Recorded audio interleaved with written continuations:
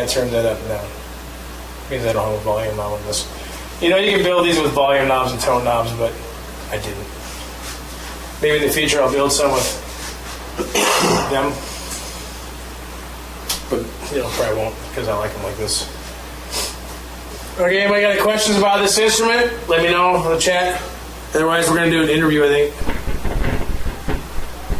And I'll tell you more about this instrument that I build.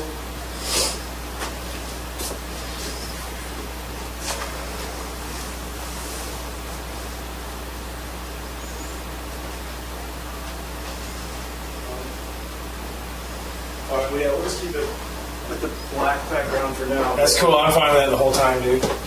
Unless you happen to figure out the kitting background. Yeah, I'll do that after we get the... Just the gotta be cleaning themselves. Okay, standing up. Yeah, stand for it. It's perfect, actually, because I'm short. I'm not short, I'm vertically challenged. LPS, the person said.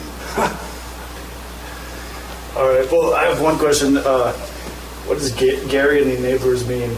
'Cause your name's not Gary. No. Who is I don't know if the mic was working earlier when I said, but to Probably do not. it again, Gary and the Enablers.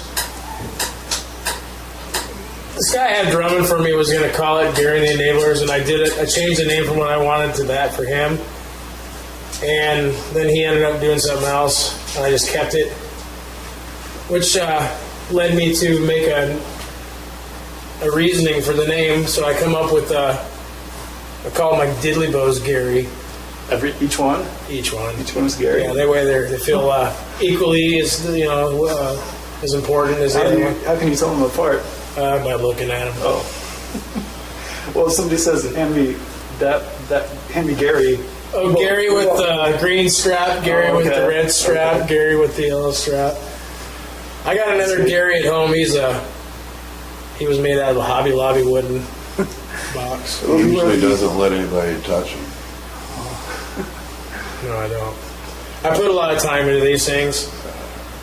Sometimes it takes me 2 hours to build one. A lot of time. That's awesome. Who are the Enablers then? You. Me? Him. I'm part of the band. Yeah, it's just, if you want to come hear me wherever I'm playing, which probably never, this is probably it. Like, this is my debut and my ending, so it's like, Oh, it's just a joke. But, yeah, I'd like to get around and play some street corners and busker a little bit, you know. nice. Maybe make a few quarters. But, yeah, he's the, you know what I'm saying? The Enablers are whoever allows me to play at their bar or club, and they enable me. Nice. Yeah, that's kind of what I come up with. So, how'd you get the idea? How'd you start making diddly bows? Like, what? You know, man, when I was in my old metal band, I've always been the kind of guy that less is more. And I did that with my drums for a while. I always wanted to play just a bass drum and a snare drum and just rock the living. Just show people that you don't need all that to do what is necessary. Keep it simple. And that led me to wanting to dabble with the bass a little bit. I got to looking online for one-string basses to buy, and found a guy, California, that had a design, a pattern. And I ordered one, and then ordered another, and they're really good. You can play them standing up. You play them with your finger, hold them. I mean, they're amazing. And I got pretty good at them. I got a few videos on YouTube of me playing them. They're pretty cool. Do they have frets? Yes. No, it's fretless, but you do fret it. Oh. Does that make sense? It's you fret it with your fingers like this, Oh, okay. but there's no individual frets. So you don't play it with a slide like you do this. Which this, with diddly bow, has a raised bridge. Therefore, it's played with a slide and it's not fretted on the neck board. And I have a nut and a bolt for a bridge there. On this certain diddly bow, I have a hose clamp for the nut. It's a raised bridge. You play with a slide up and down.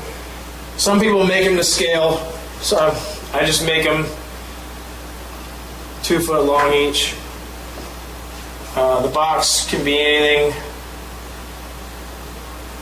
you find anywhere. I mean, I make them out of tin cans. I make them out of cigar boxes mostly. Hence the cigar box guitar trend. A lot of cigar box guitars are 3 and 4 string. Diddley bows is kind of the grandfather of all folk chord instruments. I might as well tell you, just go ahead and tell you what I know about them. Yeah.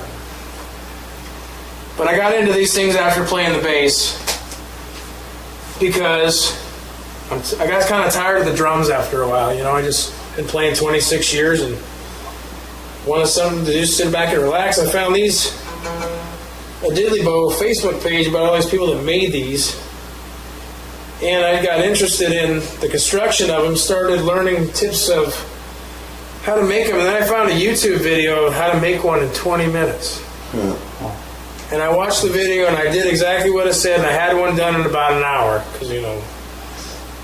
And it was my prototype, and I just went on from there and just elaborated into many different styles of cigar boxes, to wooden, to the regular cardboard, to lap diddley bows where you just, like I have here, a piece of wood with a string nailed to it.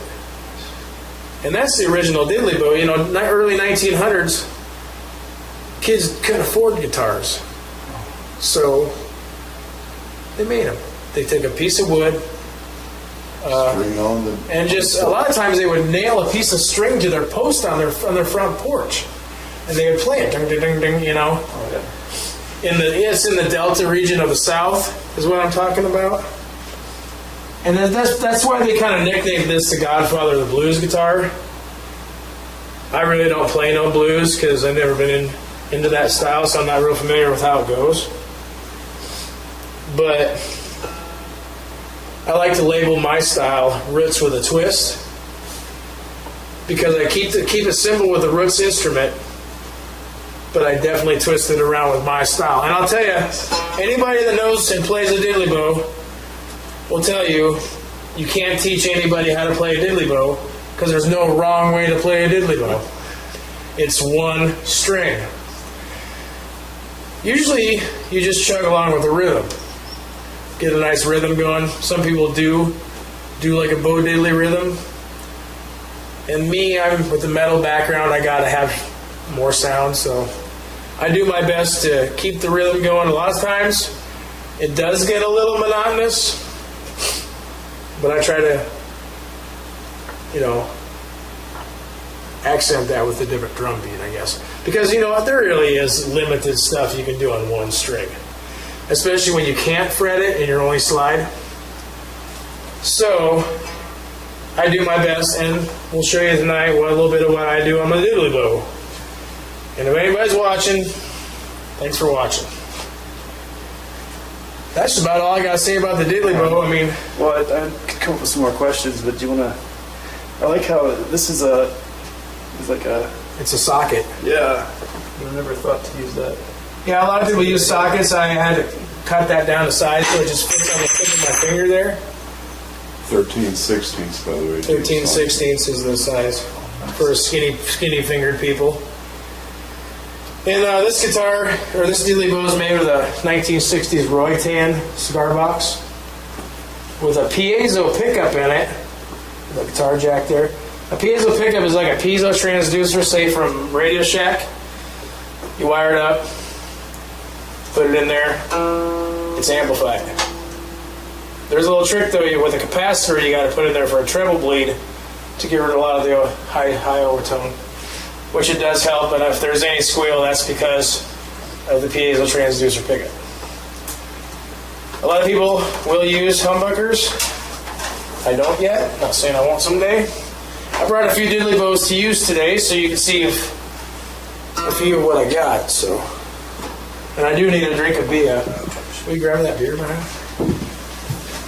I'm going to use my favorite plucker first off. This is my main plucker. If you call it anything, it's my main plucker. Like I said, I might keep the same rhythm a little while, but I will change it up after I get a little comfortable down here.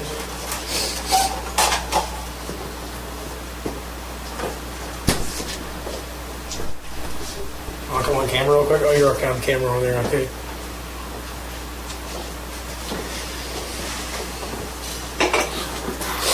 You want to turn me up, Brian? I'm going to play something to